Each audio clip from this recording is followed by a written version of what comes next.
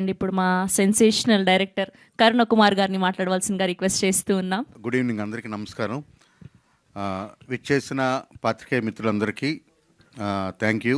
ప్రతిసారి ఏదైనా ఒక మంచి ప్రయత్నం చేసినప్పుడు, ఒక మంచి సినిమా తీసినప్పుడు మీరు మాత్రమే ముందుకు తీసుకెళ్ళగలన్న ధైర్యంతో మీ అందరినీ పిలిచి ప్రతిసారి నేను ఏం చేశాను, ఏం చేయబోతున్నాను అనేది చెప్తూనే వస్తున్నాను. ఈసారి కూడా కొత్త ప్రయత్నం చేశాను. కొత్త ప్రయత్నం అంటే ఈ సినిమాకి అంటే ఇప్పుడు మాట్లాడిన వాళ్ళు లేకపోతే మీరు చూసిన ట్రైలర్ ఏదైనా సరే, ఈ సినిమా కథ అనేది యాక్చువల్గా చీకటి అనే నేను రాసిన లిటరేచర్ కోసం రాసిన కథ. అది చీకటి అనే కథ చదివిన తర్వాత రవి గారు చూసి ఆ కథ చదివి ఇది సినిమా చేద్దాం అన్నట్టుగా అన్న తర్వాత మొదలైనది ఇది. అయితే ఈ కథ రాయడానికి కానీ ఈ సినిమా తీయడానికి కానీ ప్రేరణ ఏంటంటే ఆకలి, నిద్ర, సెక్స్, భయం, ఈ 4 మన బేసిక్ ఇన్స్టింక్ట్స్ మనిషికి. అంటే మనిషితో పాటు భూమి మీద ఉన్న అన్ని జీవరాశులకు ఈ నాలుగింటి మీదే మనం కంప్లీట్గా జీవరాశి తాలూకా మనుగడ జరుగుతుంటుంది. దీనికి కాకుండా కొత్తగా సృష్టించింది ఏదైనా సరే మనిషి తప్ప మిగతా ఏ జంతువుకి కానీ కీటకానికి కానీ వేరే ఎటువంటి జీవరాశులకు కూడా లేవు. మనిషి మాత్రమే ఈ 4 నుండి బయటకు వచ్చి ఇంకా చాలా విషయాలు సృష్టించాడు. అంటే డబ్బు కానీ లేకపోతే ఎనీథింగ్ ఈరోజు మనం చూస్తున్నాం ఏదైనా సరే దాన్ని నాగరికత నచ్చు అంతా వేరే సబ్జెక్టు. అయితే మనిషిలా సృష్టించుకున్న వీటిలో భయం అనేదాన్ని ఒక ఎలిమెంట్గా తీసుకుంటే ఆ భయాన్ని మనిషి అవతల వాళ్ళ బలహీనతతో ఆడుకోవడానికి కూడా వాడుకున్నాడు. అంటే అట్ ద సేమ్ టైం కామం అనేది ఏదైతే ఉందంటే సెక్స్ అనేది ఓన్లీ రీప్రొడక్షన్ వరకు మాత్రమే పరిమితమైన దాన్ని అదే కామాన్ని ఆశ కింద, ఆశ నుండి దురాశ కింద, దురాశ నుండి దుఃఖం వరకు వెళ్ళేంత ఆశ వరకు కూడా మనిషి దాన్ని డెవలప్ చేసుకున్నాడు. అందుకని ఈరోజు ఎప్పటికీ మనం రకరకాల వికారాలన్నీ చూస్తున్నాము. సో ఈ ఆశలో మనిషి వెతుకులాట్లో పరిగెట్టడంలో జీవితంలో ఏదో సాధించాలన్న దీంట్లో ఒక నార్మల్ లైఫ్ లీడ్ చేసేవాళ్ళు మనలో 90 మంది ఉంటే మనకు తెలియకుండా ఓ 10 మంది ఒక చీకటి ప్రపంచంలో బతుకుతున్న వాళ్ళు ఉన్నారు. మనందరికీ తెలుసు. అంటే ఒక 2.5-3 ఏళ్ల కిందట మదనపల్లిలో ఒక బాగా ఉన్నత విద్య చదువుకున్న ఒక ఆవిడ 2 పిల్లల్ని నోట్లో చెంబులు పెట్టి డంబులతో కొట్టి చంపేసి ఇంకో 3 రోజుల్లో వాళ్ళు లేచొస్తారని చెప్పిన సంఘటన మనందరికీ తెలుసు. అలాగే పాత బస్తీలో ఒక ఫ్యామిలీ తర్వాత 11 మంది కలిసి ఒకే ఇంట్లో ఉరేసుకోవడం. ఈరోజు జరిగిన ఇందాకే నాగేష్ గారు ప్రస్తావించింది, ఒక తల్లి 2 కూతుళ్ళతో కలిపి సూసైడ్ చేసుకోవడం, తర్వాత సొంత కూతుళ్ళని కొడుకుల్ని నరబలి ఇవ్వడం, తర్వాత చేతబడి పేర్లతో ఇచ్చేయడం. ఇదంతా ఎక్కడి నుండి వస్తుందని అంటే ఓన్లీ దురాశ. అంటే ఇది మనకు తెలియని ఒక చీకటి కోణం ఇది. ఇందులో కొంచెం అంటే పెద్దగా హాని లేకుండా ధనం వరకు జరిగే హాని ఏంటంటే ఇప్పుడు ఈ MLMలు అంటే మల్టీ లెవెల్ మార్కెటింగ్లు, తర్వాత ఇదేదో ఉంటే మీ ఇంట్లో ఉంటే బాగుంటుందని రైస్ పుల్లింగ్ కాయిన్ అని, శాండ్ బోవా 2 తలల పాము అని, ఇలాంటి మోసాలన్నీ జరుగుతుంటే ఇది కాకుండా నువ్వు ఈ పూజ చేస్తే నీకు ఇది డబ్బు కలిసి వస్తుంది, ఈ పూజ చేస్తే నీ పవర్ నిలబడుతుంది, ఈ పూజ చేస్తే ఎలా ఉంటుంది అలా ఉంటుందన్న వాళ్ళు చాలామంది ఉంటారు. మనందరిలో కూడా నాకు తెలిసి స్ట్రాంగ్లీ బిలీవ్ ఇక్కడ కూర్చున్న వాళ్ళందరికీ మన ఫ్యామిలీస్లోనో మనకు తెలిసిన ఫ్యామిలీస్లోనో ఒక్కళ్ళైనా కనీసం ఉంటారు. వాళ్ళు ఏంటంటే మనం రెగ్యులర్గా చేసే పని చేయడానికి ఇష్టపడరు. వాళ్ళు ఎప్పుడు ఏం అడుగుతున్నా సరే వాళ్ళు ఏం చెప్తారంటే నేను ఇంకో 2 సంవత్సరాల్లో నాకు 300 కోట్లు వస్తాయి, 400 కోట్లు వస్తాయి, నేను ఒక పని మీద పని చేస్తున్నానని చెప్తారు. ఇందులో క్షుద్ర పూజలు చేసేవాళ్ళు ఉంటారు, తర్వాత ఏదో తెలియని ఒక రాయి గురించి వెతుకుతున్న వాళ్ళు ఉంటారు. ఇలాంటి వాళ్ళు అంటూ ఉంటారు చూసారా.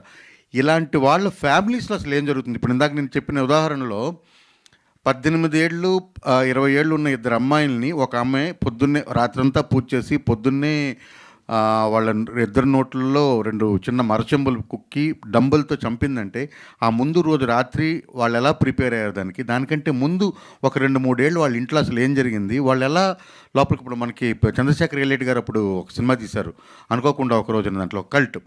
సో ఆ కల్ట్ అంటే అందులో జగపతి బాబు గారిది ఒక డైలాగ్ ఉంటుంది, ఎంతమంది పిచ్చోళ్ళు ఇక్కడే తిరుగుతున్నారంటే నిజంగానే అప్పటికంటే ఇప్పుడు ఎక్కువ మంది తిరుగుతున్నారు.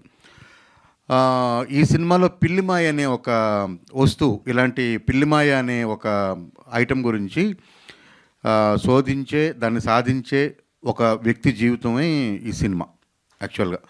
సో వాళ్ళ ఇంట్లో ఏం జరిగింది, ఆ పిల్లిమాయ అనేది ఒకటి ఉంటే పిల్లి ప్రసవించినప్పుడు దాంట్లో వచ్చే మ్యూకస్ అనమాట అది. సో అది ఉంటే అది ఈరోజు సోషల్ మీడియాలో చాలా పబ్లిక్గా ఇంటర్నెట్లో ఇన్స్టాగ్రామ్లో రీల్స్ చేసి మరీ అమ్ముతున్నారు పిల్లిమాయ అని చెప్పి.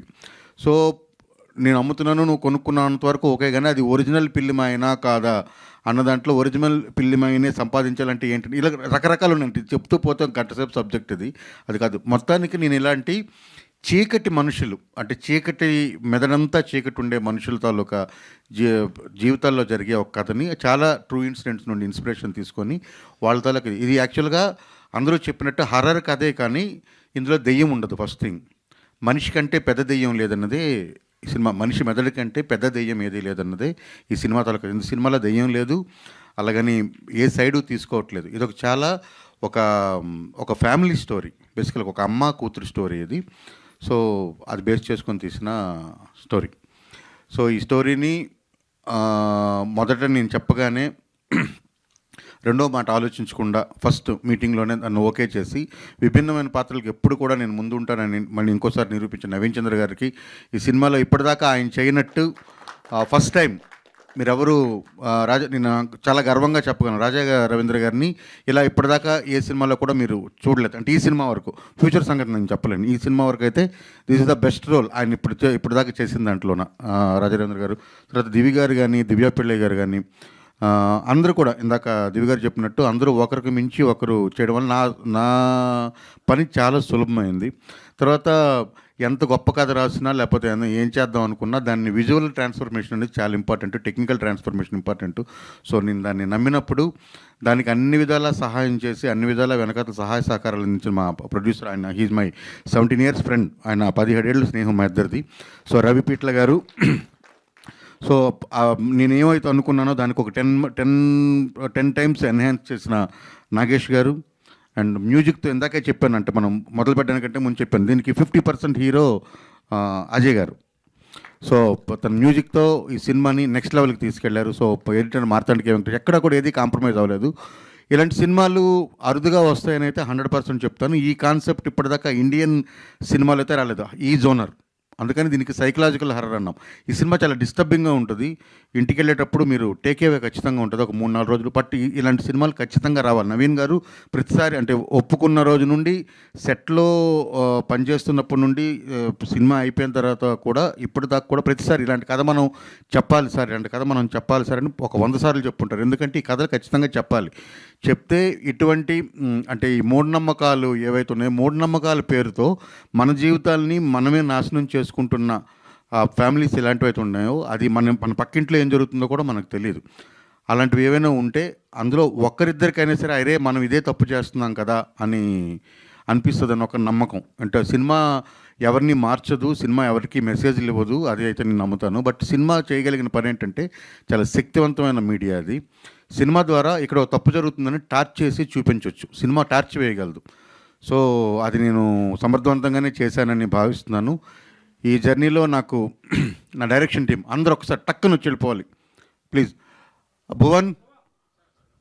భువన్, కళ్యాణ్, ధ్రువ, మహిమ అండ్ రమణి, సాయి వచ్చాడా? Sai come come come come Pavan, అందరు రావాలి.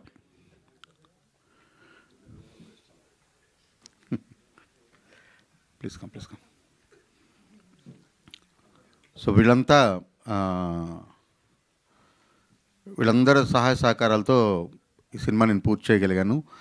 Thank you very much. మీరంతా February 6th ఈ సినిమా 100% చెప్తున్నాను థియేటర్ ఎక్స్పీరియన్స్. మీరు ఇప్పుడు చూసారు కదా, ట్రైలర్ చూశారు, సౌండ్ చూశారు. మీరు చూసింది ఎంతసేపు? ఒక 2 నిమిషాలు, ఇంకా 2 గంటల సినిమా ఉంది.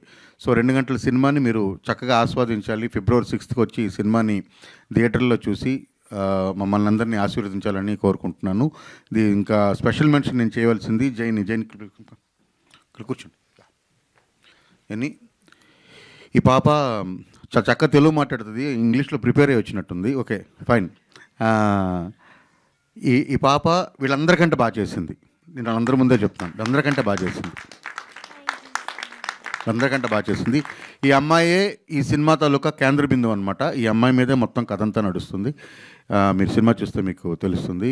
February 6th వచ్చి మీరంతా మమ్మల్ని ఆశీర్వదించాలి, థియేటర్కి వెళ్ళి చూడాలి. రెండోది, మంచి కంటెంట్ వచ్చినప్పుడు దయచేసి మళ్ళీ నేను అడుగుతున్నానంటే, ఈ సినిమాకి అంటే నేను కాంట్రవర్షియల్గా మాట్లాడాలని కానీ లేకపోతే ఇంకోటి కాదు, చాలా ఆత్మపూర్వకంగా చెప్తున్నాను. ఈ సినిమాకి ఏం బడ్జెట్ పెట్టాలో ఆ బడ్జెట్ పెట్టి తీసిన సినిమా. అంటే సినిమాకి మాత్రమే బడ్జెట్ పెట్టగలిగిన సినిమా. ఎందుకంటే ఈ కథలు అందరూ ధైర్యం చేయరు. ఎందుకంటే ఒక కామెడీ చేద్దాం, లేకపోతే ఏదైనా ఒక రొమాంటిక్ సినిమా చేద్దాం, లేదా కమర్షియల్గా వర్కౌట్ అయ్యే సినిమా చేద్దాం అనుకుంటారు. ఇది ఇప్పుడు కాదు, ఎప్పుడు ఉంది సినిమాలో. ఎప్పుడు కూడాను ప్యారలల్ సినిమా అని ఒకటి ఉంటుంది, తర్వాత కంటెంట్ డ్రివెన్ సినిమా ఒకటి ఉంటుంది, రెగ్యులర్ మెయిన్ స్ట్రీమ్ సినిమా అనేది ఒకటి ఎప్పుడు ఉంటుంది. సో ఈ సినిమాలు చేస్తూ ఉండేవాళ్ళు ఉంటేనే సినిమా అన్నది ముందుకెళ్తూ ఉంటుంది. అంటే అన్ని జోనర్స్ని ఎక్స్ప్లోర్ చేయాలి. సో మనం ఇప్పుడు మాట్లాడుకుంటున్న గొప్ప గొప్ప సినిమాలన్నీ ఒకప్పుడు సరిగ్గా ఆడిన సినిమాలు కాకపోవచ్చు, మనకు తెలియకపోవచ్చు. మన దాంట్లో చూసుకున్నట్టు నేను వరల్డ్ సినిమా పక్కన పెడితే తెలుగులో చూసుకుంటే ఇంతకుముందు ఎప్పుడో ఏమీ కాని సినిమాలని రిలీజ్ చేసినప్పుడు ఇవన్నీ కల్ట్లు క్లాసిక్లు అనుకుని ఉన్నాయి. సో సినిమా అనేది ఎప్పుడు ఒక ప్రవాహం. సో ఈ సినిమాకి ఏంటంటే ఈ సినిమాకి ఎంత కావాలో అంత బడ్జెట్టే పెట్టడం జరిగింది. సో ఆ బడ్జెట్ పెట్టి ఆ బడ్జెట్తో ఈ సినిమాని చేసాము. చాలా మంచి సినిమా చేసాము, ఇంటర్నేషనల్ క్వాలిటీతో చేసాము. అయితే నా స్పెషల్ రిక్వెస్ట్ నా ఇదేంటంటే ఈ సినిమాకి మీరందరూ ఊపిరిపోయాలి. సో బీయింగ్ ఏ ఫార్మర్, నేనంటే ఇంతకుముందు నేను కూడా జర్నలిస్ట్గాను కాలమిస్ట్గాను పనిచేసిన వాడిని, కథలు చెప్పాలన్న తపంతో ఉన్నవాడిని. సో నేను ఇంకో మంచి సినిమా చేయాలని అనుకుంటే ఈ సినిమా ఆడాలి, లేకపోతే నేను చేయలేను. సో ఒక 4 సినిమాలు చేసిన తర్వాత నేను అలసిపోతాను. ఇంకా నేను కూడా ఇంకేం చేయాలనుకుంటే నేను అది చేయదలుచుకోవట్లేదు. దయచేసి మీరంతా కూడా మంచి సినిమాని పుషప్ చేస్తే, ఎందుకంటే మీరు మాత్రమే చేయగలరు, మీ చేతుల్లో మాత్రమే ఉంది. ఓకే, డబ్బులు ఇచ్చి రివ్యూలు రాసుకోవడమో, లేకపోతే డబ్బులు ఇవ్వట్లేదని సరిగ్గా రివ్యూ ఆగిపోవడమో, లేకపోతే ఊరికి వాళ్ళ విజ్ఞాన ప్రదర్శన కోసం రివ్యూలు ఇచ్చేవాళ్ళు, తర్వాత వరల్డ్ సినిమాను మొత్తం అపోసన పట్టినట్టుగా సలహాలు ఇచ్చేవాళ్ళ గురించి కాదు. బట్ నేను ఇక్కడ చూస్తే ఎందుకంటే పిఆర్ఓ కూడా అదే చెప్పాను. సో సినిమా పట్ల ఇంట్రెస్ట్ ఉన్నవాళ్ళు, సినిమాలో ఎకో సిస్టంలో ఉన్న వాళ్ళని మాత్రమే మనం పిలుచుకుందాం, వాళ్ళతో మనం మాట్లాడదాము, వాళ్ళని రిక్వెస్ట్ చేయడానికి ఉంటుంది అని చెప్పాను అనమాట. సో దయచేసి మీరంతా కూడా ఈ సినిమాని చూసి సినిమా బాగున్నట్లయితే దీన్ని కనీసం మీరు ఊపిరోదాలి. ఇది నా సైడ్ నుండి request. Thank you very much మీరంతా వచ్చినందుకు. Thank you very much. Thank you Karuna Kumar garu, thank you so much. And for ష్యూర్గా ట్రైలర్ అయితే మమ్మల్ని అందరినీ అట్రాక్ట్ చేసింది.